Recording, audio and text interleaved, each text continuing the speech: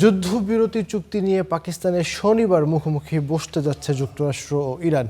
এই আলোচনায় দুই দেশের কারা অংশ নিচ্ছেন তার একটি সম্ভাব্য তালিকা প্রকাশ করেছে পাকিস্তান। মার্কিন প্রতিনিধি দলের নেতৃত্বে থাকবেন ভাইস প্রেসিডেন্ট জেডি ভ্যান্স, এছাড়া বিশেষ দূত স্টিভ উইটকফ এবং সাবেক জ্যেষ্ঠ উপদেষ্টা জ্যারেড কুশনার।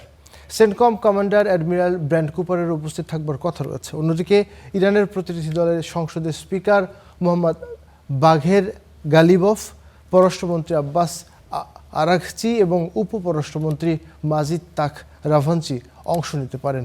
আয়োজক ও মধ্যস্থতাকারী হিসেবে পাকিস্তানের পক্ষ থেকে প্রধানমন্ত্রী মোহাম্মদ শাহবাজ শরীফ, সেনাপ্রধান সৈয়দ আসিফ মুনির, উপপ্রধানমন্ত্রী ও পররাষ্ট্রমন্ত্রী ইসহাক দার এবং জাতীয় নিরাপত্তা উপদেষ্টা লেফটেন্যান্ট জেনারেল আসিম মালিক এতে যুক্ত থাকবার কথা রয়েছে। এদিকে আগামী সপ্তাহে ইসরায়েল এবং লেবাননের যুদ্ধবিরতি আলোচনায় বসতে যাচ্ছে, এমনটা জানালেন মার্কিন পররাষ্ট্র দপ্তরের কর্মকর্তা। বৈঠকটি হবে ওয়াশিংটনে।